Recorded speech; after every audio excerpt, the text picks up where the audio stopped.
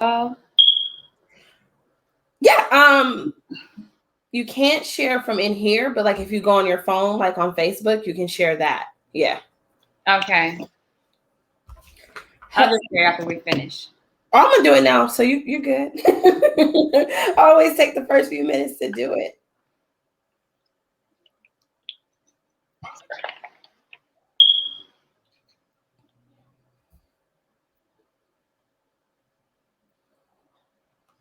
I don't know how to share it on Facebook.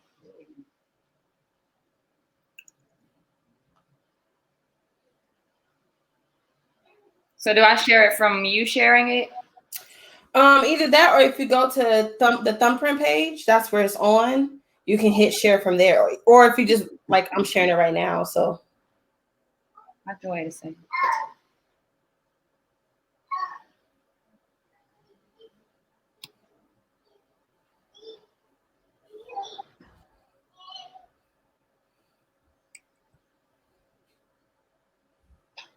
there we go.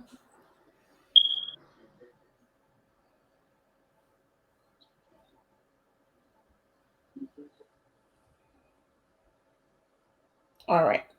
Let's see. So, hello. It's August. Yay! We are in August. It is August. We are more than halfway through this year. And hopefully we won't, well, I don't know if that's a good thing or a bad thing if we have another lockdown, right? We'll see. Well, right. Who knows? Let's get some intros out of the way first, right? So if this is your first time ever coming across us, I'm sure you're like, who is this lady on my screen? I am Ms. Jennifer Pink. I am the CEO and lead strategist of Thumbprint Collective. Thumbprint is a full-service branding, marketing, and business management collective.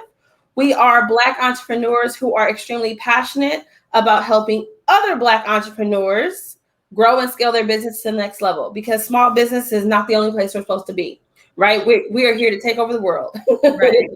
And so that is what we are really passionate about. And since August is Black Business Month, I said, I want to talk to some other Black business owners. And for those of you, again, who are new to this, there's a difference between being a Black business owner and a business owner who happens to be Black. Those are two very different things. And since we are all about being unapologetic in our skin and who we are talking to Black business owners. If you don't know what that is, feel free to ask in the chat and I will go into a little bit detail. But most people get it just with a little bit that I said. So with that being said, today we are joined by Veronica and Akeem Reid. And I just have to say, I love the name of your business. Thank you so much. It is so unapologetically us. Like it is. Yeah, the first look of it, right? Right? Like, and it was funny because at first I looked at it and, like your brain goes to normal, right? So I said everything. And then I said, that don't say everything. That say everything. Everyting. Yeah. I was like yes. Names, right? And somebody says your name, you're like, no. Make sure you lose the H. It's everything, not everything. So exactly. So for those of you who are like, what are we talking about? They are the owners of CMOS Everyting. So I want you first tell everybody a little bit about who you are, how you got into business, why CMOS? Okay, I'll let my husband start with it. Well, CMOS. Well, I'm Jamaican, and Jamaicans have been taking CMOS for a very, very, very, very long time. We make drinks and things out of it. I just noticed that CMOS is very healthy for you, and I wanted to bring it to America or to American people.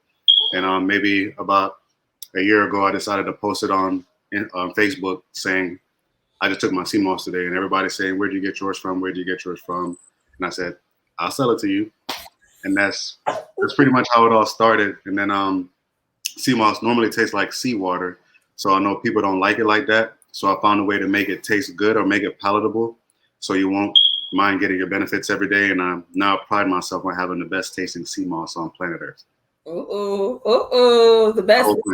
I'm just gonna be honest. That's why I haven't taken CMOS. I'm like, that's nasty. And If it's nasty, it's not going down my throat. Like, sorry, try again, come back later. But if yours is the best tasting, I might have to try that. And I even have it in juice form and vegan gummy bears and vegan dark chocolate as well with sea moss in it. So now some gummy bears and some dark chocolate, I could do that. Yeah, the dark chocolate is really nice. It's nice and silky, and we get to it's kid friendly. That was the other thing. Like, one of the things I could speak for, like, being here in America, a lot of things are taste driven. If it don't taste good, I ain't trying to really deal with it. Or even if I do it for a little bit, right? To be consistent, it has to be something that is kind of addictive to our taste buds.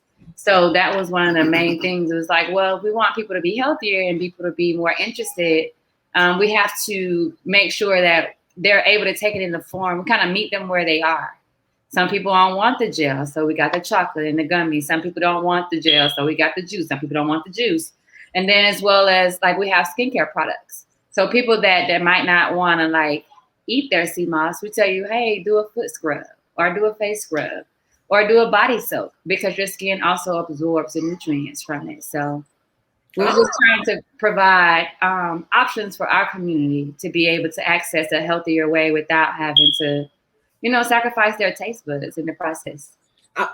Listen, I'm one of those people. So I understand what you're saying. Like, when the doctor's like, oh, you need to take this.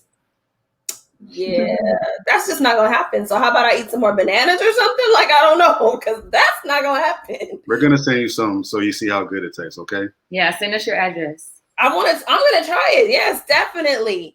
So you said something, and that's what this whole thing is about, right? You said you wanted our people to get healthy.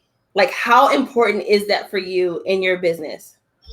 Oh, I think it's like number one, because that was one of the things when I met my husband. I tell this story all the time. Like, I was that person that was eating pork chop for breakfast. Waffle House knew me, right? It was so bad, I would hide Popeyes in the trash can. Like, he was like, don't eat Popeyes. And I'm like, why? And it would be to the point, can you see me? It would be to the point where I would, like, try to hide it to avoid, like, confrontations about whatever, because I've always been, for the most part, small. So I've never had to concern myself a lot outside of that. But what I found myself having to do was take over-the-counter medicines. The military prescribed me a lot of medicines, to the point where I had issues with my stomach lining and all different stuff. So when I started to incorporate healthier things, I could see how our community was suffering, because I was looking how I look and still suffering. And I think about the people that are suffering out loud. Yeah. I didn't think about, I was taking a couple BCs a day for migraines. So things like that we just kind of cope with and we make do with it. So he was like, no, you can't do that. That's not gonna work. That's definitely not like a healthy lifestyle, even if you look like you might be healthy. And he started to incorporate the sea moss first within our family. And I'm the kind of person like you, I'm like, I can still taste it. I can taste it. I don't want that. I don't want it. Or I would tell myself, I would do that whole lie to yourself thing and say, all right, make me the smoothie. I'm gonna drink it. It sat in the refrigerator like for 3 days. And I was like, oh, it's no good now. I can't drink that. So he started to incorporate and create things that I was like, oh, this tastes good. And then even our baby, we have she started at 4 months. She's 1 now. But ways that people would be interested, all the way down to my mom. My mom is a taste all the way. And when I tell you, we go through the process, like we went through the testing process with her and certain things that she can take and certain things that didn't necessarily taste good to her, but to get her interested, she's like, oh, I could just take a whole case of that juice, and she would drink it. Yeah. So to be able to give her not only like sea moss, but to give her the fiber from the fruit, from soursop, from all the other fruits that he's infusing into the juice and the gel, to be able to, kind of almost like clean our palates off, because it's not just our minds saying, hey, this doesn't taste good or it does taste good. Like, we've been groomed, our taste buds have been groomed for a really long time.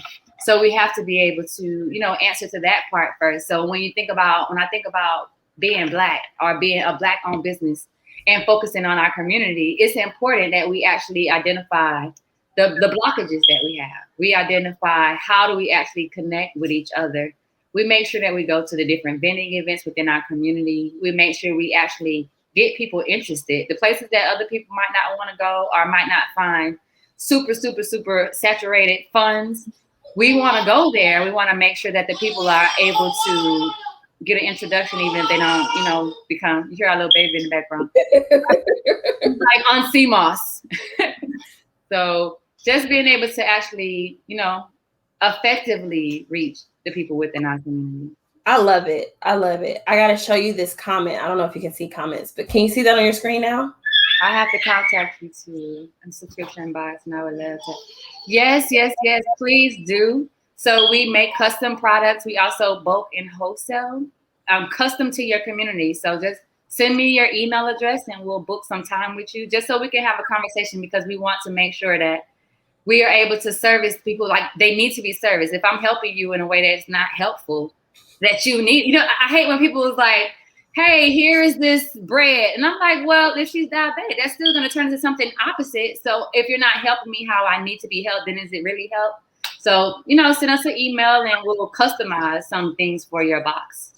That's Carrie, and she's the owner of Vitamin Inbox. Nice. She'll be coming on later in the month. But yeah, definitely. I will make sure I connect you guys so you guys can talk about that.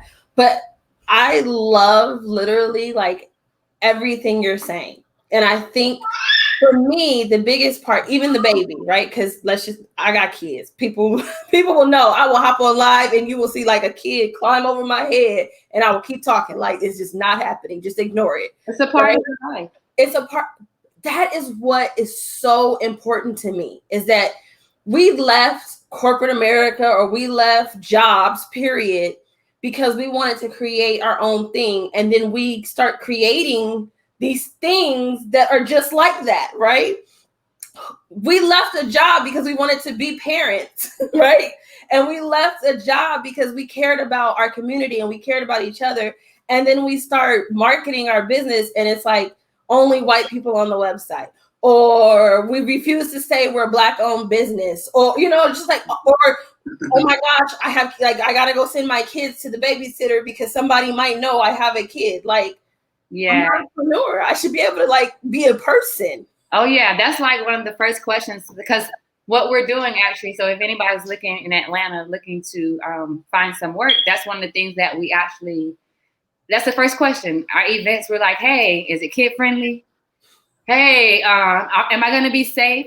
Things like that, because it's important that we have friends and you have people that work with us that also have kids, and they receive so much pushback. Even us, like me and my husband, we always encounter like other people. My baby, she's with us when we go and vend. So people know her just like they know us. And it's a part of how we want to raise her. She's a person, not just a kid. She's a person. Yeah. So we want her to experience being a part of the build. When she's old enough to talk, guess what? She's going to hand you a business card. You know what I'm saying? So that's handing out samples, because cute kids, I'll get you to take a sample for sure. We ain't got no problem with that. Trust me, we live by the best taste, and trust me, we have no problem with the sampling. But the people just in the first thoughts are like, oh my God, CMOS. But every time, we introduce our kids, not just to like the products, but the business side of it, showing them that the only way is not just to go to corporate. You don't have to go sit behind the desk. You don't have to go work at McDonald's. You don't have to go and do these different things. You can build something of your own and make it look however you want to. And it doesn't matter if a person says to me, this is not kid friendly. Then I just go ahead and I live with my non-attachment and say, this is not the environment for us. Because that's okay. We're not here to change everybody else's rules. We're here to create our own environment or be in the environments that fit us. So I tell people it's nothing. It is what it is. Everybody don't have an open space. Of course, not even every space is safe for kids, right? Yeah. So I can be okay with that. I just know that our lifestyle, primarily, we want to spend majority of her time with us versus having to do daycare or even have to do school. So definitely. So you got another comment. People want to know what's your website. CMOSEveryting.com. Everyting. Without the H. I'm gonna put it in the chat. Go ahead. I'm sorry. So I was saying I put it in the chat, and then it should also be up at the top for those that want to find it, it should be in the, what's that part called? You know, the description. It should really, she said she was just starting. She's slowly getting into her health journey. This would be a great place to start because there's nothing wrong with being healthy and having great tasting food at the same time. I'm telling you, we even have a month supply. So we make it easy for people. They can subscribe and they'll get it every month and they don't have to worry about it. We'll freshly deliver it to you or ship it to you every couple of weeks so that you don't have to. That's one of the things about it. It's almost like Netflix. If we can put it on repeat, right? Then we don't have to think about it. All you have to do is just be committed to it. I'll tell everybody the secret. The easiest way to be committed is to just get it out the way. First thing in the morning, I take my sea moss and I keep it moving. This is how we build and groom changes within ourselves. Nobody even actually taught us how to clean our palates. Nobody taught us how to flush our bodies or actually kickstart our digestive system. Everybody talks about that metabolism and you can work with that thing. If it ain't broken, then you can actually change it and work with it. So I applaud any people that are, working to actually shift how they are based on, because I live by it, like pork chops and steak. I love it.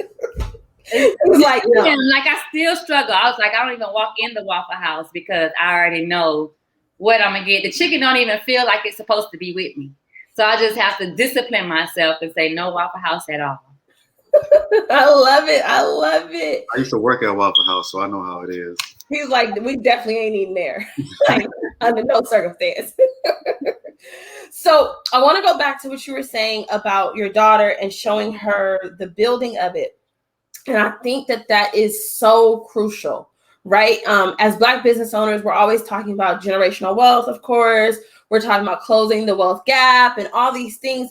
And I think that's a piece that we forget, right? Because if we're just being really blunt, rich white people who own businesses, when their kids turn 21, 25, they got a job in the business. And it's usually a managerial position. They're grooming them to take over the business. We build a business and then our kids go off to college and they're like, I don't want that business because they don't have a passion in it. They've never seen it. They just know it takes up all your time, right? But even bigger than that, I even find it harder. When we build a business, we don't build a legacy. We just build another job. We're not building a job. That's why I mentioned in the beginning, look, we're trying to hire people because this is not what we want to show her. There is a dynamic that white people follow to build businesses, to build themselves out of the business. They get to sell those businesses, they get to recreate the other businesses off of the Bowman. Is that the airplane people? Mm-hmm. If you look them up, they got a shipping company. They got 3 or 4 other companies. And guess what? That is just offsprings of that primary company. And we're not doing that. We're building, when I talk to business owners and I say, hey, what are you selling? And if they only selling one product, I always ask them, is this a lifetime, is this a life business? Or if this is, we're going to run out after my hair regrow, then what we going to do? We are trying to teach people how to build something sustainable.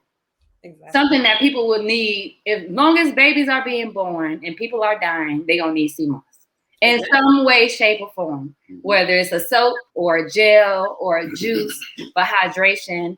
You want to build something that's sustainable, not just like the life of the business, but for your family as well. My husband ain't getting up before 10 or 11 o'clock. Same. You're probably not going to sleep until 1, 2, 3, or even 4 o'clock in the morning. This is how he likes to operate, not because this is how he enjoys operating. So our work is saying, hey, if you're going to get up at 10, 11, or 12, and I'm going to get up at 7:30, you think before you go to bed, just throw the chicken in the oven.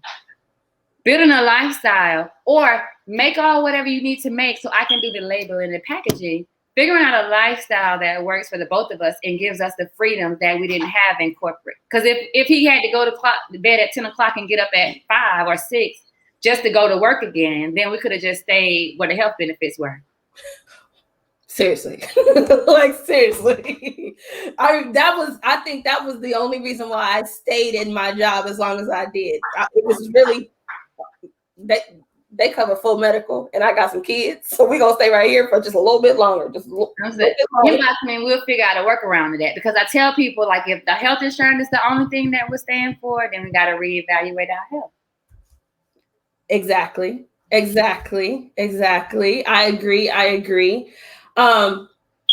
I think you're right, Carrie. It's just a whole lot of gems being dropped, and I hope people are picking them up, because, like, and this is for me, like, this is why I want to have these honest conversations, right? Because if we have a structured conversation, like, tell me about your business and what do you sell, and you miss all these other little things. And I think these are the things that are more important, especially for Black business owners, because, like I said, a lot of times, and like you said, we go out and we create a job.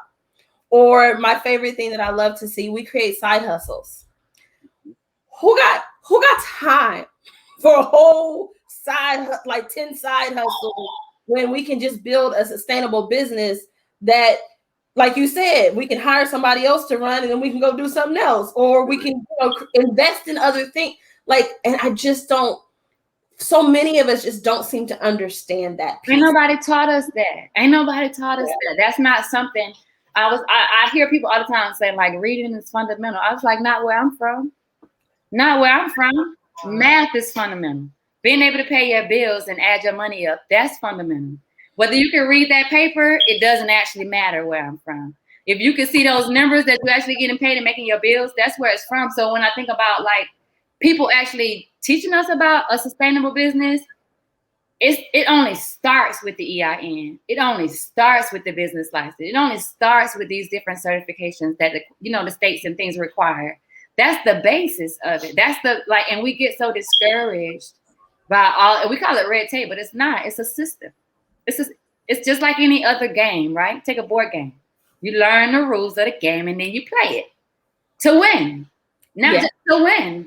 So when I think about, like, life, business, this whole system that we live by, or live within, because it's not by, live within, it's important that we're okay with understanding, like, this ain't taught to us, and we might need some help. We might need to be able to lend some answers or some questions to the next person, because it's not, I couldn't go to my parents or my aunties or even most of my cousins or even most of my friends to say, hey, girl, you think you're going to be able to walk me through this process? Because very few of us have done it. Yeah, that is so. I never even remotely thought about that until you just said that. Like, reading is not fundamental for us. Math is. How we going to make this dollar stretch? How we going to pay this bill? Do we have enough dollars? And not even banking math, just literally 1 + 1. Money management. Just basic math, adding and subtraction, multiplying, dividing. I told my husband the other day, I told myself, I'm tired of being responsible for money management. This is yours. I just need to keep a little bit of money in my account, and you got the rest. I'm going to show us how to make. I was like, I'm going to make sure we make more money, and you make sure we do the right thing with the money. So I don't want to do everything. And that's another thing I think that happens within our community. We have these roles, right? Because it's not just business for us. This is family. And it's important that things not necessarily move, like, smoothly, but they function properly. Like, we're able to actually be people and be partners and also run a successful business.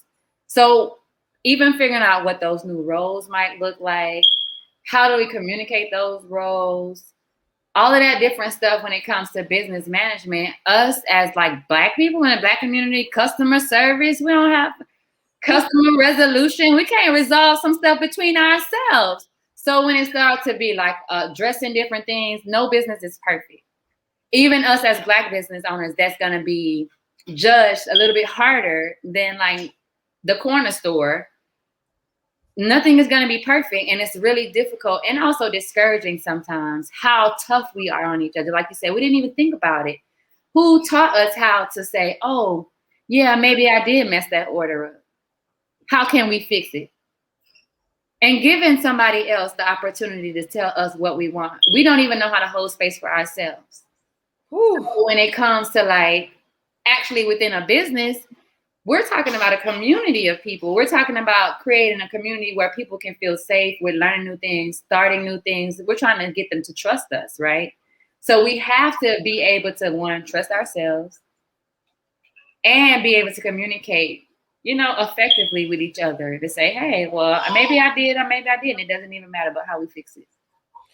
You have just said so much, right? I think the first part I want to go back to is how you were saying, like, it's a partnership. Like, you guys are family. Clearly you're married, and there's that piece of your relationship, but now there's the business and figuring out, like, okay, so what part are you going to do? What part am I going to do? Like, how does this thing work? And like you said, there's roles, and we get so caught up, I think, as Black people, a lot of times in, I'm supposed to do it all, or it's all supposed to be on me, or it's all supposed to be on him, right? Because let's just be honest, that seems to be what we like to say these days. And we don't even understand, like, how much further it is when we just hold hands and let's work this thing out together and let's figure this thing out. Like, was that a hard process for you guys, or you guys that's just who you are naturally in your relationship? So when you built the business, it just carried over? No, I don't think any people are naturally like that. Like, if any married couple that tells you that, we just meshed, they still in the honeymoon stage. I would say everything is a trial and error. You go through what you go through, and if you want to be with the person and both of you have the same understanding, then you can make it work. Some people want to put 100% in, some people want to put 75% in, and then gets mad when it doesn't work. So that's pretty much the basic of it. You got to make an understanding and be willing to communicate with each other so you can understand each other, and then move to the next level. I think, like, for him, I think a lot of times, I don't want to say for him, I'll say for myself. We go into these relationships and we have these write-ups, these resumes for the other person. However we do that, I don't even know how we do that. We have a resume for them, and then we kind of expect them to fall into those roles that we kind of put together. Like, and I think that's where, like, the disconnect starts to happen. He is not even interested in making more money. He don't even care. What he cares about is reaching as many people as he can to get them on a healthier journey. It ain't got nothing to do with money for him. But I know that businesses run off of money. Right. Especially here in America. So that's what I enjoy, actually. That's the part. And I do my part every time I find myself. And I can't, that's why I keep saying, for me, every time I find myself trying to, like, step into his lane and be like, do this and do that, I remind myself, you want somebody to do you like that? You want somebody to make you go to sleep and then wake up I would be tortured if you tried to make me sleep till 11 o'clock. Mm-hmm. I would be in the bed rolling around crying. Why would I try to make him get up at 7:30 when that's not his makeup? That's not how he works. So it also just starts with, like, respect. I want to respect who he is because I want him to respect who I am, so that we don't run into those unnecessary conflicts. And when we do get to those spaces that are uncomfortable, we can be like, all right, look, we've been really nice to each other. Give me some leeway now. I've been real nice to you. Come on, work with me. I got a little attitude today. Because that's the reality. The reality is being honest enough with each other, trusting enough to know that I ain't trying to do nothing to hurt you. But at the same time, I also want to just be myself. That's why we left our jobs. That's why we're creating this space. This is why we don't send my baby off to daycare. We just want to exist as we are and groom ourselves as we want to, versus, like, I don't want him to even change to my standard. I want him to work with me. I want to be able to blend and mesh with him. But if he was me, then we probably couldn't. There only needs to be one of us.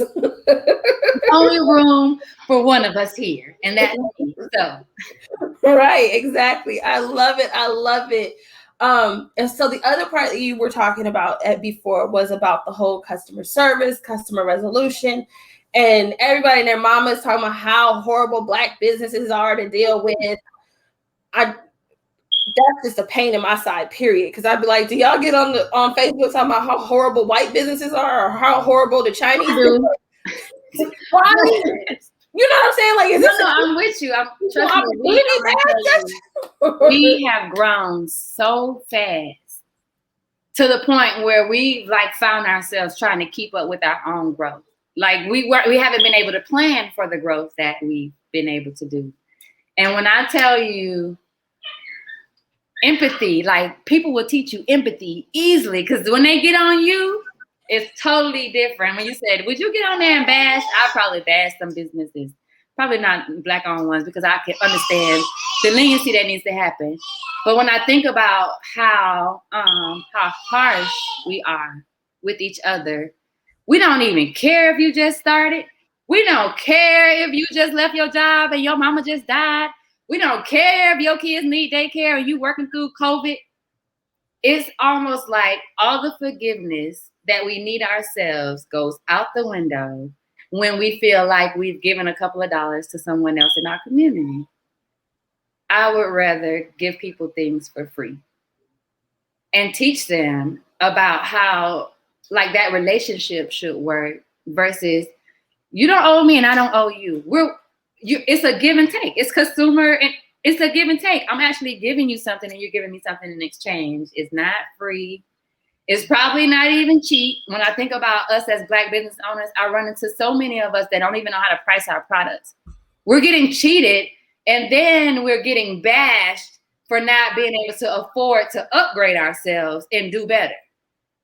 It's hard. It's really, really tough when we're trying to build something and ain't nobody giving us no upper hand. Ain't nobody telling us when we're right and we're wrong. We find out that we need this and that through, like he said, trial and error.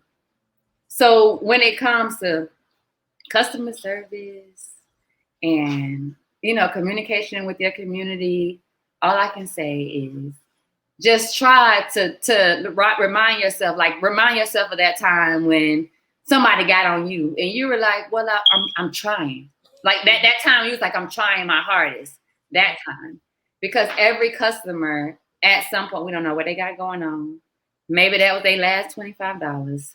Maybe they really are kickstarting their health journey and they kind of are emotionally attached. We're so emotionally attached to money.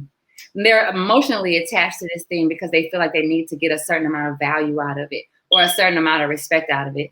So we always try to be compassionate, but we also try to like protect ourselves because at the end of the day, we still are people. We still have feelings. We're still trying to run this business. We're still trying to give y'all a quality product, but we're also trying to maintain a relationship and actually show and represent something different within our community because it's tough. Like sometimes working with other Black people, sometimes working with each other.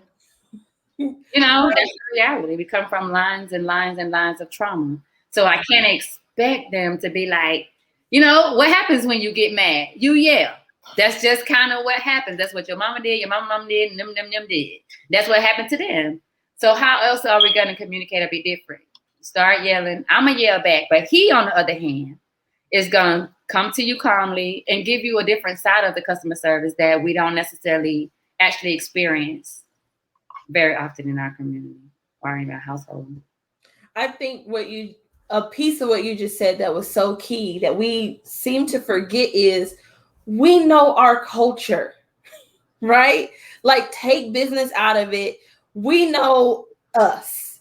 We know that we're not a monologue. We're not all the same, but we know, when we get angry, we get loud. Like that's just a general norm. Now there's some who don't. And sometimes I'm loud and I'm not angry. Like I tell my husband, sometimes I just feel it. I'm not mad. He said, you loud right now. You see how he do me? He on camera. People watching. I get done like that all the time. Yes.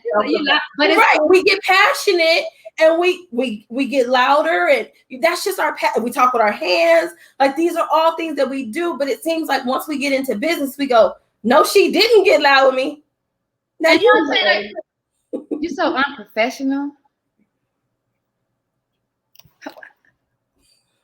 Right. Where did that need to come from? What does that even mean exactly? Right. To be professional. Right. Now, I 100% understand that there is some way to conduct yourself as business owners. Don't get me wrong. There is some spaces that you should stay in as business owners. But I truly believe that within our community, we do understand that most of the time you're going to get what you get. So when you start to yelling, it's very few times where you're going to be able to start disrespecting people, treating them a certain way, and then they don't be reactive. The hardest thing to do within business as a Black business, serving our community is actually taking ourselves and kind of healing our own trauma to be like, you know what? Because that's a whole. It's a reflect.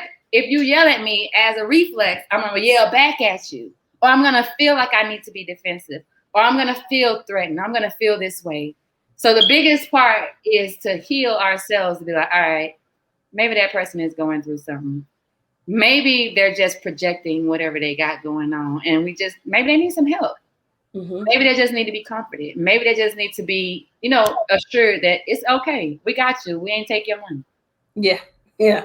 And I think a big thing that I've seen in a lot of Black businesses is, and you spoke about it way in the beginning, is getting the help for the things that you don't know, right? Like you don't know how to do, this is a new uncharted territory. And like for us, that is a big thing that we do. We go, okay, you're growing, right? So let's project that you're going to grow some more. So let's double or triple up on this now so that when you get there, like I want to prevent some customer service problems. And we're just like, for us, we're like, wait, what? What? I can't spend extra money because, and it's like, calm down. I'm trying to, like it's better to spend some extra money today than have 10 people yelling at you tomorrow. It's a little better, but I think like what you said, like we just have to get out of the space of I'm just going to do what I'm going to do. And that's it. Like ask for help. There's people out here. And not just that, like my husband, he would bring to me all the time. Can't nobody tell you nothing because you just get offended. And you can tell me stuff, you just got to tell me the right way. That's the thing, right? That's the thing. We only are able to digest things certain ways. We had one girl tell us, if you're new to it, you shouldn't be doing it. And I was like, wow, I could tell by your thought process. I can tell by your thought process probably how you live your life, because in our community, there's so many things that I'm probably one of the first people in my immediate family to go to college. There's a lot of different things, and college has nothing to do with what we're doing at the moment, but the barriers that we're breaking as we're shifting, we hard on ourselves individually, all of us. We're already judging ourselves. It's even more difficult for a person to tell you, oh, if you can't do that, then you shouldn't even, if you're not good at it, then you shouldn't be doing that anyways. Or if you don't know how to do that, then go do something else. Knowledge is power, and that's the only way we're going to be able to elevate ourselves and our community. Definitely. So I noticed this when he was first telling the story about the business, and he said, CMOS was something that he did for himself growing up in Jamaica, and then he kind of introduced it to the family, and then he posted it, and he was like, well, I could sell it to you, right? That is an entrepreneur spirit. And I think that we miss that a lot of times. He is a salesman at heart. I look at like his last job, the one prior to, because he likes to fight too. But he left his 6-figure paying job as a salesperson. This is what he does. So when it came to actually saying, I'm going to apply it to my own business, I'm going to say it. He had to find the confidence to be an entrepreneur. I haven't been to work probably in 6 years. He hasn't been to work in probably a year and a half since he's been doing his own entrepreneur. That's why I was like, you got to add him to the thing, because this is really his thing. I'm the business person, but he's the product and the salesperson. So when I think about the entrepreneur spirit, we're survivors in general as Black people. Now you take that and elevate the mindset from survival to thriving. Woo! We don't need to be convinced that we need a resume to go to somebody else's job, because we don't need that. Think about struggling and surviving. We need something. Somebody got to help us. Somebody got to do something for us. Versus as an entrepreneur, I'm going to take this $5 and I'm going to turn it into $50. Then I'm going to take 45 of them dollars and turn it into $200. And you figure it out. You connect with other people that's going to help you. You spend the extra dollars that you ain't had them dollars anyways. You never had them dollars. When I think about people and how you don't ever have it, especially when you're holding on to it. But as an entrepreneur, you know that there's this thing called cash flow, which means it don't stay there. It comes and it goes. Now the real question is how you gonna get it back? That's the entrepreneur side of it. People that go to work, they know how they're gonna get it back. They're gonna go to work, they're gonna get a new paycheck, and then they're gonna do it again. They're gonna spend it, they're gonna come. That's their cash flow. But in entrepreneurship, you have to create your own cash flow, your own time. And you can't do the same thing over and over and over again, because still water gets mold. So you got to keep moving forward, find the next best thing, and just keep moving. Ooh, that was a gem. So tell us in your own words a little bit about what that transition was like. For me? Yeah. Well, I mean, for me, when I first started the business, I saw that people wanted sea moss, and I'll sell it. And then I didn't get any return customers at first. So I knew I had to find more ways to make my products better, find more ways to add more stuff to the table to get more customers to come back and things like that. So that's when I started adding fruits and adding soaps, juices, things of that nature. And now people want the products, they come back, and now you just have to keep it afloat. And that comes with a lot of moving forward to get it done, and go to vending events and build a website and post in this group, post in that group, post on this page, post on that page, post on IG, Facebook, TikTok, Pinterest, everything. Not like a lot of learning. Just keep moving forward, because you keep doing the same thing over and over again. That's just redundant, and you won't get too far doing that. Exactly. I love it. Like, I love y'all. I love what you're bringing to the table. I love what you're doing. Was there ever a point, like when you first started selling it, before you started saying like, oh, okay, let me make it different, right? Because probably for you can just take regular sea moss, right? No, not you either. Not you either. He's like, no, I ain't there yet. But was there ever like this moment of, why would people buy this? Like, because it's kind of normal for you. Like, did you ever have that moment?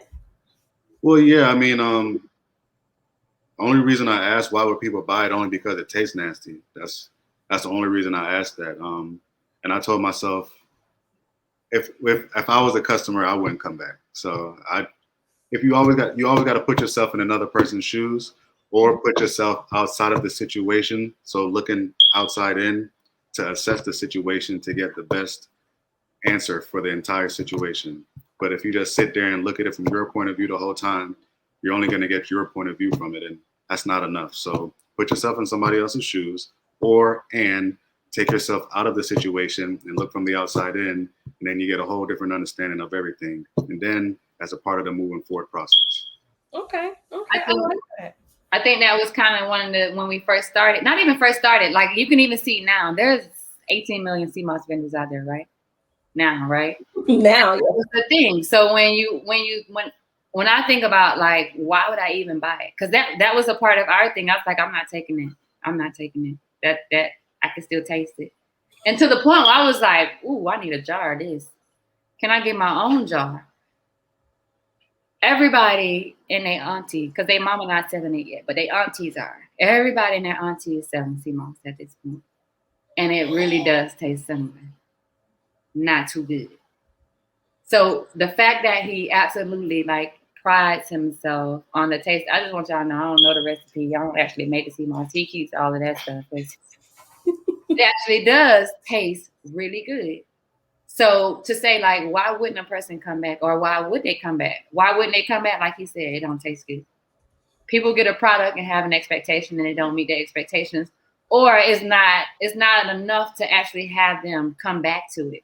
But why would they come back? Because it's effective and it tastes good. I think that's great. I've sold to sea moss vendors themselves. Yeah. We've sold to sea moss vendors. We actually sell to sea moss vendors and wholesale to sea moss vendors. So it's not about, for us, that when we talk about growing and expanding, we ain't trying to be the only sea moss vendors out there. Not at all. There's not one brand of bread out there. It's at least 100. No, but If we now could we got the black bread co though. there you go. That's what I said, Breco. But if we could hook all y'all up and y'all buy from us, still the same. It doesn't matter. We want to sell. We want to help other CMOS vendors be as successful as we are, or even more. It's not just about us. We want to make sure that you're not just selling CMOS gel, even if it don't taste that good. Because believe it or not, some people just want plain CMOS gel. We don't even advertise that for our company because that's not our specialty. That's not where our angle. That's not where we want to actually attract our people. We want the people in our community that's struggling, that's teeter-tottering on the fence, that's like, "Ooh, girl, I felt good when I had CMOS, but that stuff was nasty." We want those when people. they ask for regular CMOS. We do. We're like, "You want regular CMOS?" Okay. We not the company for you. But look, you have completely owned your niche. And like that's so important in business, right? And then, like you said, you're selling wholesale. That is, when they out here talking about the 7 streams of income, that's what they're talking about. They're not talking about creating 7 businesses. They're talking about, we do this one thing, we do CMOS. Oh, I can wholesale you some CMOS because guess what? The more you sell, the more you're going to come buy from me. That's more revenue. Like, that's how this thing works. And yeah. I don't want to, all of us don't have aspirations of being Apple. And if you think about it, Apple is using Samsung products. And so, I mean, it ain't really all. It ain't about the competition. Like when I tell other people, I'm like, I think we went to an event Saturday and I was like, "Oh, her CMOS juice look good. And they cheaper than ours. Let's go buy one." I was like, "Let me go get one of her juices." And it was good. And at the end of the day, I was like, "Girl, I see you ain't got no soap. So you call us and we're gonna make sure we can add some soap to your table." Just giving other people and helping them expand their minds, because it's not just about, like, we want to help other people grow, other businesses grow, other people move out of that shell or that thought process, like you said, doing the same thing over and over. If you out there selling somebody's product or your own product, and we talked about it, that one product, it's only so far we can go with it. It's only so many things we can do with it. And then even if that product is not something that keeps the customer coming back, CMOS is one of those things. You need it every day. It's just kind of like water and juice. You continuously need it versus a pot or a pan or something that is not. I'm going to hold on to that for some months, maybe even some years before I need it again. So when I think about business in our community, create things that are sustainable, things that you can like actually sell and monetize and grow. It's only so many things. Your profit margin gonna get smaller and smaller and smaller. You can try to sell that pot if you want to Target, and they gonna nickel and dime you to the very least they can. So when you're talking about 7 streams of income and growing a sustainable business, we could talk about that all day. We could talk about that. I hope that the people who watch this live and the people who watch it later on a replay, I hope they pick up all the different little tidbits and gems, right, that you guys gave throughout this whole thing. Because you talked about family, you talked about community, you talked about business.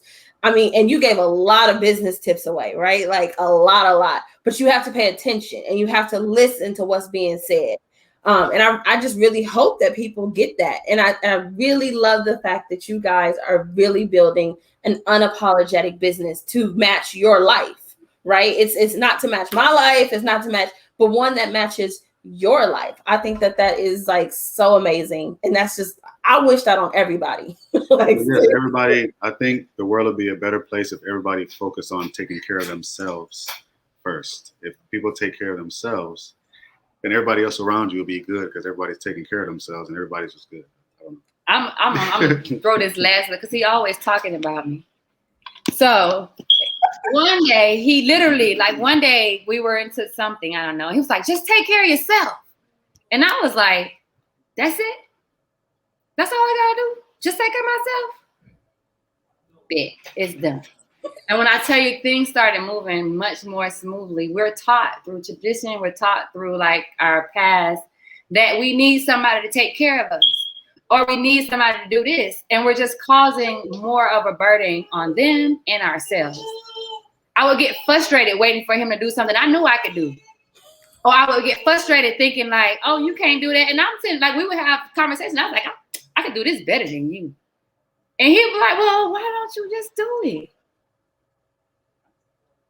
All of those different things when we talk about healing ourselves and undoing all of that different stuff, we started probably working together as a partnership, as a marriage, when we started to communicate more effectively on the things and our goals and what we wanted and being honest with ourselves. He's like, I probably just ain't gonna get up before 11 o'clock. It's just, I work better at night.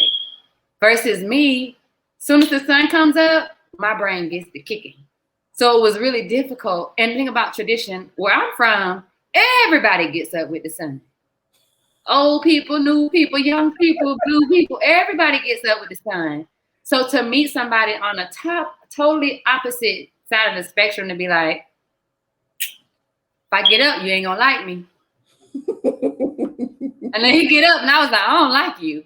So to really be able to say, like, what does respect actually look like? What does support look like? What does like real business ethics look like for ourselves? Because nobody gets to tell us that. Nobody has told us. We just learned through working as the underdog, working as the admin support, working as this one as the vice president and all these different things. But the reality is we don't need nobody to tell us what to do. We don't actually need anybody to tell us how to do it. We already know what we want and how we want it. It's just we don't feel real confident on getting it. Yes. That's that unapologetic. I was like, dang, I don't even, when we take up space, he would come to me. I just feel like it's always, he's talking about me. He would come to me and be like, you do this more than me. And I would be offended. And then I would think about it like, so it's okay for us to take up space. It's okay. And we don't even know how to do that or what it looks like when it happens. So just in general, I feel like business has taught us, not even business itself, our willingness to stick with business. Because this is one of our 3 businesses. We actually do retreats and take people around the world. And I actually do business coaching. So that's why we're dropping all these gems, is because he's been I've been waiting for him to do this for 7 years. For 7 whole years, I've been waiting for him to be like, I got this business idea and we finna get to it.